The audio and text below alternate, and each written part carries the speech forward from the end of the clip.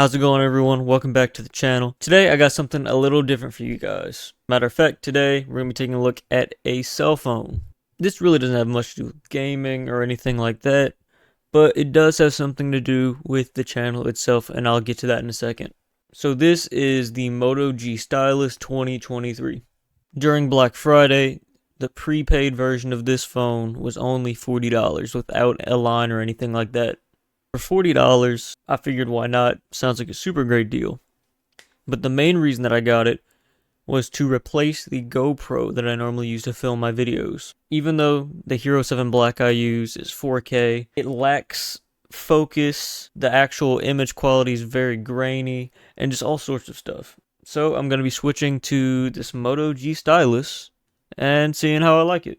By the time you guys are seeing this video, I already posted a video with the Moto G Stylus camera. So, yeah.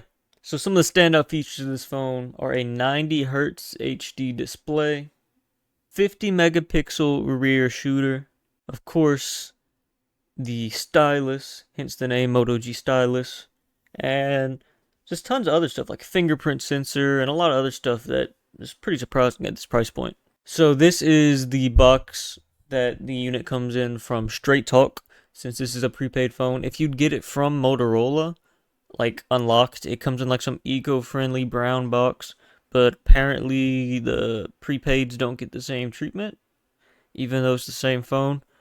A little weird how they do that, but oh well. So tearing open the box and pulling this out, of course, we are just immediately met with the Moto G Stylus on top. First, let's get the accessories out.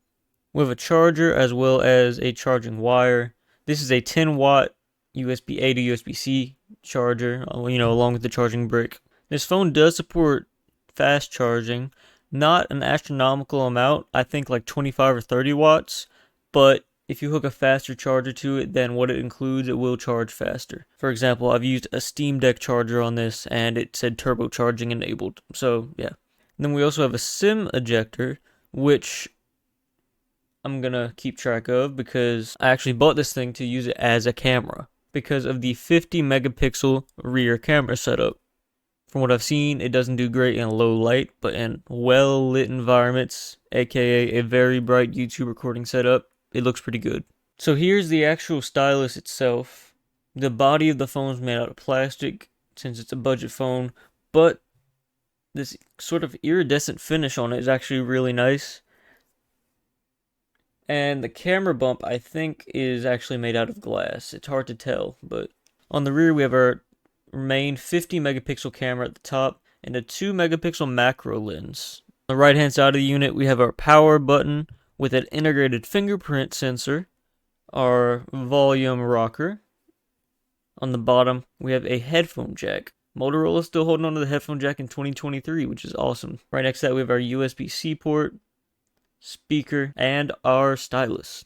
It's sort of integrated with the display, so it's hard to see, but there actually is a very wide earpiece speaker. It's about 2 inches wide. And this phone is big. Like the screen, the actual body, just everything about it is big. It's bigger than my iPhone 13 that I use. And even though the camera on the iPhone 13 is much better than this one for making YouTube videos and stuff, I like the flexibility of being able to record to an SD card and then plug it to my computer, make my video, and then go on about my day, and not worry about filling up the storage on my phone. But this is basically going to operate like a camera for me. I've taken some test footage with it, and I have a 256 gig micro SD card in it right now.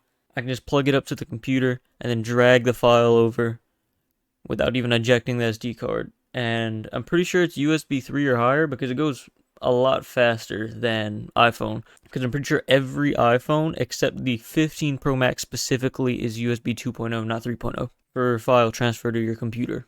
So I'm just going to leave you guys with a few minutes of test footage if you guys want to look at it, but I certainly do think it was a good upgrade for only $40. I'll catch you on the next one, but enjoy this footage.